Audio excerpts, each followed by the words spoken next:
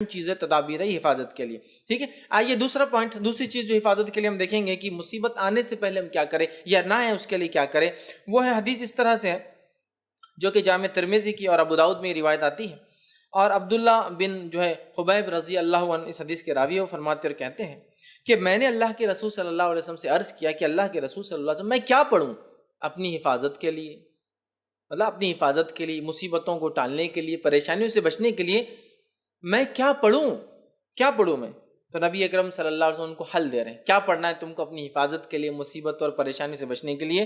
اور اتنی چھوٹی چھوٹی دعائیں ہیں نا سبحان اللہ، لیکن ہم یہ نہیں کرتے ہیں. اگر کوئی ڈاکٹر بولے آپ کو اللہ نہ کرے شوگر ہو گئی، بی پی ہو گیا، صبح ایک دوا لے لیجئے، شام ایک دوا لیجئے، چھوٹی سی ہے، کتنا پابندی سے بیٹھ کے، حالانکہ کڑوی ہے، مہنگی ہے، مشکل ہے، جان پر آتا نہیں، دل بولتا کھانا، برابر ٹائم لے رہے اس لیے کہ پھر بی پی اور شوگر کنٹرول میں لانا ہے. لیکن اگر ہم وہی کہیں کہ مصیبت، آفتیں، بلائیں، پریشانیاں، مشکلوں کو دور کرنا ہے تو کنٹرول کے لیے ایک اذکار ہے، نہ پیسہ جاتا ہے، نہ کوئی صرف منہ کھولنا ہے نا، لیکن وہ نہیں ہوتا ہم سے.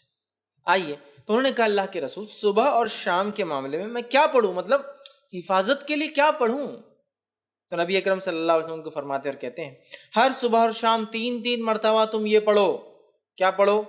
قل هو اللہ احد 3 بار صبح اور شام.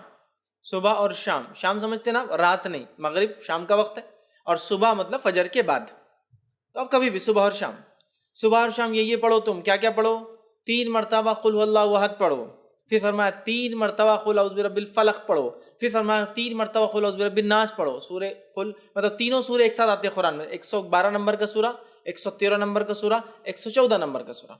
ان 3 صورتوں کو آپ صلی اللہ علیہ وسلم فرما رہے کریں، ان 3 صورتوں کو تم پڑھیں تو آپ کو ہر وقت پریشانی والی چیز سے اللہ تعالیٰ بچانے کے لیے کافی ہو جائے گا. وہ پوچھ رہے ہیں میں کیا کروں، مصیبت، پریشانی، آفت کوئی آ جائے تو آپ صلی اللہ علیہ وسلم سلوشن پیش کریں. سلوشن یہ کہ صبح اور شام 3 مرتبہ سورہ اخلاص، سورہ فلق، سورہ ناس پڑھا کرو. یہ تمہارے لیے کافی ہو جائیں گا، مصیبتوں کے لیے، پریشانیوں کے لیے، مشکلوں کے لیے کافی ہو جائیں گا. اور اس کے تعلق سے یاد رکھیے ہم اتنی لاپرواہی برتتے ہیں، حالانکہ کتنے چھوٹے سورے ہیں، کتنے عام ہیں، تقریباً سب کو یاد ہوتے ہیں، لیکن یہ ہم سے نہیں ہوتا ہے، یہ نہیں ہوتا. ہاں کوئی مصیبت آ گئی اور کوئی کہے ایک ٹانگ پہ کھڑے رہ کر 11 بار سورہ یاسین پر برابر کر رہے ہیں. آدھی رات کو چھت پہ جا کر ایک ٹانگ پہ کھڑے رہ کے سورہ یاسین 11 بار پڑھو، حالانکہ 8 پہ 10 بار میں نیچے گر کے پڑھتے، دوسرا بار بھی ٹوٹ جاتا جو اچھا تھا.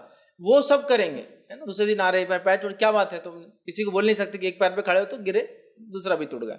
وہ نہیں بولتے، وہ برابر کریں گے. آنے کے بعد 21 دن تک جو ہے سورہ یاسین کو آپ یہ پڑھو، حالانکہ ثابت نہیں ہے. پورے قرآن کو الٹا پڑھنا شروع کرو، وہ بھی ہم کریں گے. کتنا سلوشن، کتنا آسان ہے.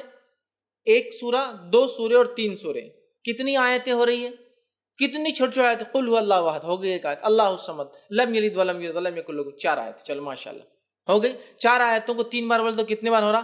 12 آیت ہے نا.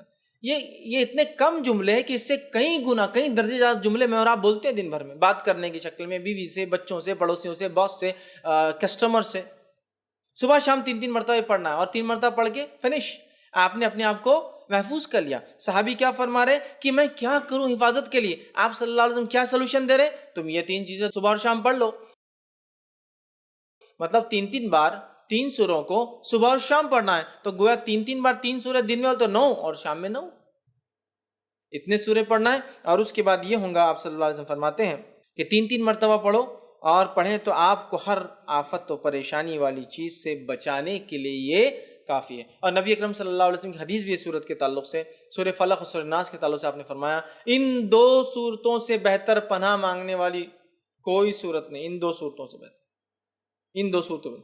آپ صلی اللہ علیہ وسلم بیمار ہوئے، خود پڑھتے تھے سورہ فلق سورہ ناس. بخار آیا جو آپ کا آخر مرض تھا، خود نہ پڑھ سکے تو کیا کہا اپنی زوجہ محترمہ سے، عائشہ رضی اللہ عنہا سے، تم پڑھ کے دم کرو. ٹھیک ہے. نبی اکرم صلی اللہ علیہ وسلم پہلے کچھ دعائیں پڑھا کرتے تھے حسن اور حسین کو نظر نہ لگے، بولے نظر بد. جب سورہ فلق سورہ ناس آئی، صحابہ بولتے وہ آپ نے دعائیں چھوڑ کے سورہ فلق سورہ ناس پڑھ کے دم کرنا شروع کر دیا. تو بخار آیا، بیمار ہوئے تو آپ نے یہ پڑھا. بچوں کو نظر نہ لگے تو آپ نے یہ صورتیں پڑھی. آندھی اور طوفان آتی تب بھی آپ یہ 2 صورتیں پڑھتے.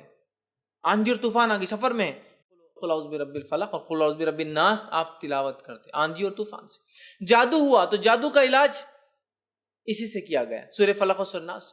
کتنی عظیم صورتیں ہیں، کتنی اہم صورتیں ہیں. لیکن معوذتین انہیں کہا جاتا ہے. لیکن ان صورتوں کے تعلق سے ہمارا رویہ کیا ہے مجھے زیادہ بتانے کی ضرورت نہیں ہے. ہمارا معاملہ دین کے معاملے میں کیسا ہے؟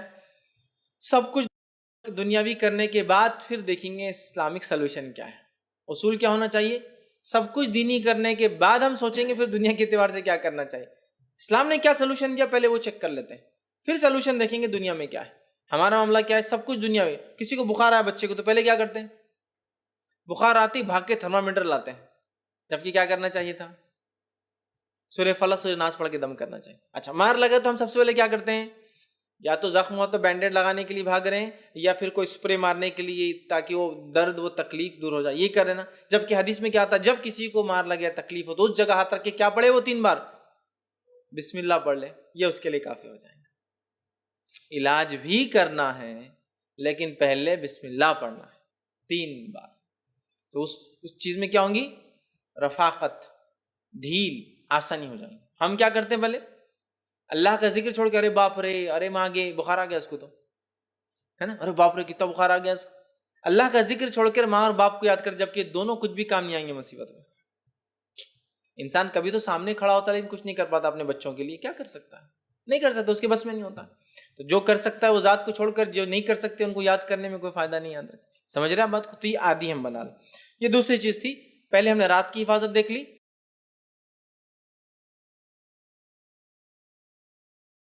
اب ہم نے کیا حفاظت دیکھی؟ صبح اور شام کی حفاظت دیکھ لی.